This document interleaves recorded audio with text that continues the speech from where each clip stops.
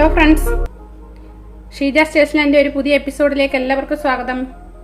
Easy ആയിട്ടുള്ളതും tasty ആയിട്ടുള്ളതുമായ ഒരു ഉണ്ണിയപ്പമാണ് ഞാൻ ഇന്നിവിടെ തയ്യാറാക്കാൻ പോകുന്നത്.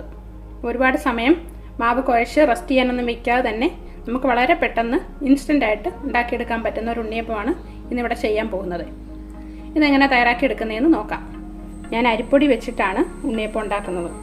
വറുത്ത അരിപ്പൊടിയല്ല, നമ്മൾ പൊടിച്ചെടുത്ത് വറക്കാത്ത അരിപ്പൊടി വെച്ചിട്ടാണ് ഉണ്ണിയപ്പം ഉണ്ടാക്കുന്നത്.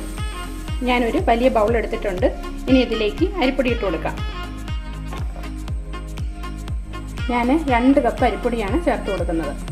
ഇനി ഇതിലേക്ക് ചേർക്കാനുള്ളത് 1/2 കപ്പ് മൈദാമാവാണ്. 1/2 കപ്പ് മൈദാമാവ് ചേർത്തിട്ടുണ്ട്. ഇനി 1/4 ടീസ്പൂണ് ബേക്കിംഗ് സോഡാപ്പൊടി. ഇനി കുറച്ച് ഉപ്പ്, ഒരു നുള്ളുപ്പ് ചേർത്ത് കൊടുത്താൽ മതി. ഇതെല്ലാം കൂടെ നന്നായിട്ടൊന്ന് മിക്സ് ചെയ്ത് കൊടുക്കാം.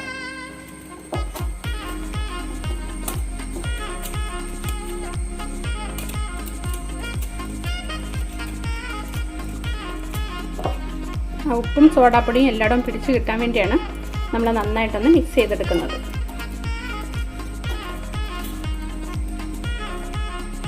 നന്നായിട്ട് മിക്സ് ചെയ്തെടുത്തിട്ടുണ്ട്.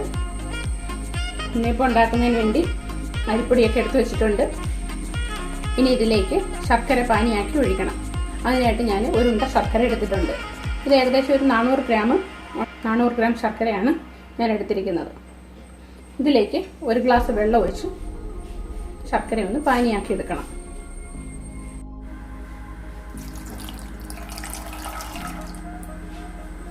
ഇത് നന്നായിട്ടൊന്ന് തിളയ്ക്കണം. ശർക്കര ഉരുകി നന്നായി ഒന്ന് തിളച്ച് വരുമ്പോൾ ഫ്ലെയിം ഓഫ് ചെയ്ത് കൊടുക്കണം.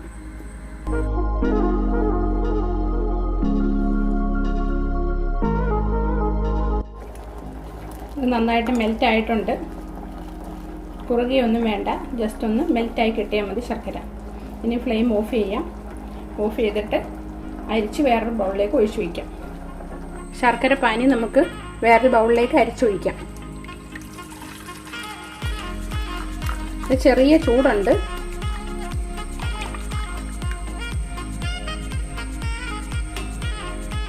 ഇനി നമുക്ക് വേണ്ടത് പഴമാണ്. പഴം അരച്ചിതിൽ ചേർക്കണം.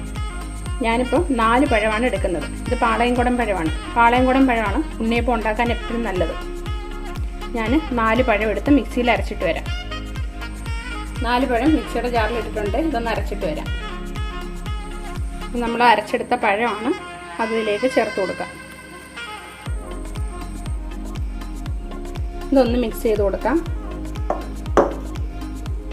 ചെയ്തു. ഇനി നമുക്ക് ശർക്കര പാനി ഒഴിച്ചു കൊടുക്കാം. ആദ്യമേ ഫുള്ളായിട്ട് ഒഴിച്ചു കൊടുക്കരുത്. നമ്മൾ ഇളക്കി നോക്കിയിട്ട് ആവശ്യത്തിനനുസരിച്ച് ഒഴിച്ചു കൊടുക്കണം. ഒരുപാട് ലൂസായി പോവുകയും ചെയ്യരുത്.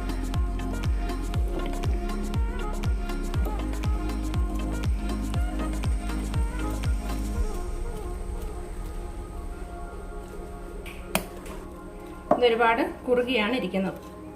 കുറച്ചുകൂടെ ഒന്ന് ലൂസായി കിട്ടണം. കുറച്ചുകൂടെ ശർക്കര പാനി ഒഴിച്ചു കൊടുക്കാം.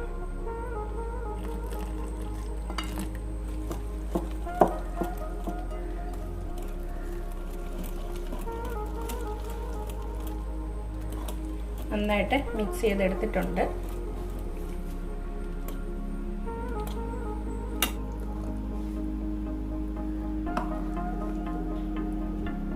ഇതേ പാകത്തിന് വേണം മിക്സ് ചെയ്തെടുക്കാൻ. ഇനി ഇതിലേക്ക് 1/2 സ്പൂണ് ഏലക്കാപ്പൊടി ചേർത്ത് കൊടുക്കാം. 1 സ്പൂണ് കറുത്ത എള്ള്. ഇനി ചേർക്കുന്നത് തേങ്ങാക്കൊത്താണ്. ഇത് ഞാൻ നെയ്യിൽ വറക്കുന്നൊന്നുമില്ല, ഡയറക്റ്റായിട്ട് അങ്ങ് ചേർത്ത് കൊടുക്കുക. 2 സ്പൂണ് തേങ്ങാക്കൊത്ത് ചേർത്ത് കൊടുക്കാം. ചെറുതായിട്ട് അരിഞ്ഞ തേങ്ങാക്കൊത്ത്. ഇതെല്ലാം ചേർത്ത് നന്നായിട്ട് മിക്സ് ചെയ്തെടുക്കാം.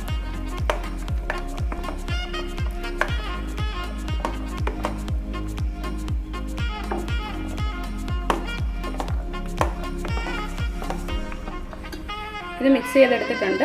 ഇനി ഇതൊരു 10 മിനിറ്റ് നമുക്ക് അടച്ച് മാറ്റി വയ്ക്കാം. അതിനുശേഷം ചുട്ടെടുക്കാം. 10 മിനിറ്റ് കഴിഞ്ഞിട്ടുണ്ട്. ഇത് നന്നായിട്ട് ഒന്നുകൂടെ ഒന്ന് ഇളക്കി കൊടുക്കാം. നന്നായിട്ടൊന്ന് ഇളക്കിയെടുത്ത ശേഷം നമുക്ക് ചുട്ടെടുക്കാം. ഞാൻ പാനിയാക്കി ശർക്കര പാനി മൊത്തം എനിക്ക് ഒഴിക്കേണ്ടി വന്നില്ല. ഞാൻ 1 ഗ്ലാസ് മാത്രമേ ഒഴിച്ചുള്ളൂ. നിങ്ങൾ എടുക്കുമ്പോൾ 250 ഗ്രാം ശർക്കര എടുത്താൽ മതി. അതിൽ 1 ഗ്ലാസ് വെള്ളം ഒഴിച്ച് ആ ശർക്കര പാനിയാക്കി എടുത്താൽ മതി. അപ്പോൾ മധുരമൊക്കെ കറക്റ്റാണ്. പിന്നെ പഴത്തിൻ്റെ മധുരവും കൂടെ ഉണ്ട്. ഇനി ഇത് ചുട്ടെടുക്കാം. ഉണ്ണിയപ്പം ഉണ്ടാക്കുന്നതിന് വേണ്ടി ഞാൻ ഉണ്ണിയപ്പച്ചട്ടി സ്റ്റൗവിൽ വെച്ചിട്ടുണ്ട്. ഇത് ചൂടാകുമ്പോൾ അതിലേക്ക് എണ്ണ ഒഴിച്ചു കൊടുക്കാം. ഈ എല്ലാ കുഴികളിലും അരഭാഗം മാത്രമേ ഒഴിച്ചു കൊടുക്കാവൂ, അല്ലെങ്കിൽ നിറഞ്ഞിട്ട് കളയും. എണ്ണ ചൂടായിട്ടുണ്ട്. ഇനി ഇതിലേക്ക് മാവ് ഒഴിച്ചു കൊടുക്കാം.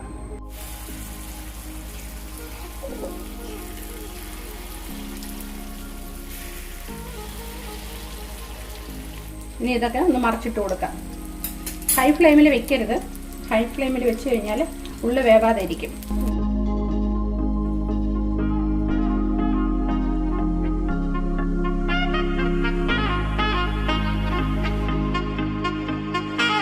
എല്ലാം മറിച്ചിട്ട് കൊടുത്ത് 2 സൈഡും തിരിച്ചും മറിച്ചു വിട്ട് ഫ്രൈ ചെയ്ത് എടുക്കാം.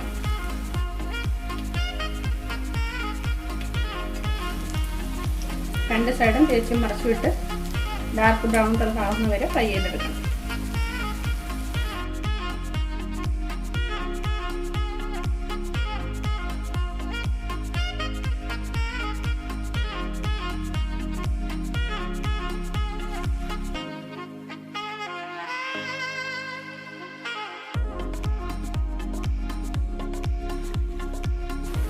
ഇതിപ്പോൾ ഒരു സൈഡ് ഫ്രൈ ആയി വന്നിട്ടുണ്ട്.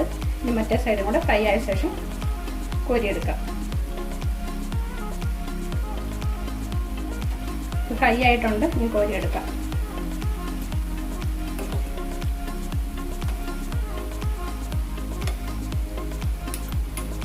നല്ല ഡാർക്ക് ബ്രൗൺ കളറായിട്ടുണ്ട്. ഇതേ കളറാകുന്ന സമയത്ത് ഇതെല്ലാം കോരിയെടുക്കണം. ഇനി ഇതൊരു പ്ലേറ്റിലേക്ക് മാറ്റാം.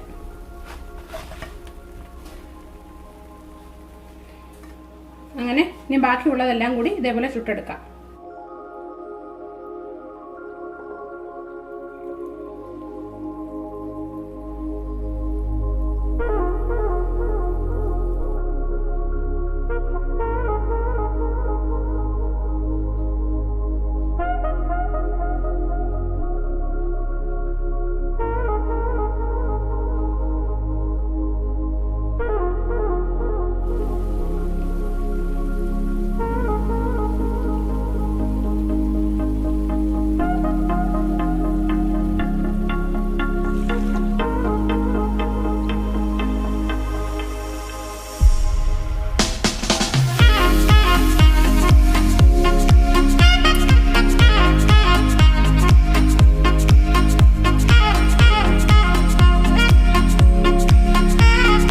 അങ്ങനെ നമ്മുടെ ഈസി ആൻഡ് ടേസ്റ്റി ഉണ്ണിയപ്പം ഇവിടെ റെഡി ആയിട്ടുണ്ട്. നല്ല സോഫ്റ്റ് ആയിട്ടുള്ള ഉണ്ണിയപ്പമാണിത്.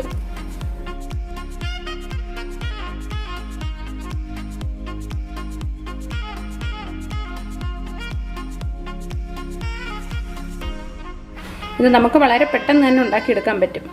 ഒരുപാട് സമയം കുഴച്ച് വെക്കുകയൊന്നും ചെയ്യണ്ട. വളരെ പെട്ടെന്ന് ഉണ്ടാക്കിയെടുക്കാൻ പറ്റുന്ന ഒരു നല്ലൊരു റെസിപ്പിയാണിത്. എല്ലാവരും ഇതുപോലെ ഒന്ന് തയ്യാറാക്കി നോക്കണം. എൻ്റെ വീഡിയോ ഇഷ്ടപ്പെട്ടാൽ ഷെയർ ചെയ്യാൻ, ലൈക്ക് ചെയ്യാനൊന്നും മറക്കരുത്. അതുപോലെ എൻ്റെ ചാനൽ സബ്സ്ക്രൈബ് ചെയ്യാത്തവരുണ്ടെങ്കിൽ ചെയ്യാനും മറക്കരുത്. ഇനി നല്ലൊരു പുതിയ റെസിപ്പിയുമായിട്ട് നമുക്ക് അടുത്ത വീഡിയോയിൽ കാണാം. Thank you.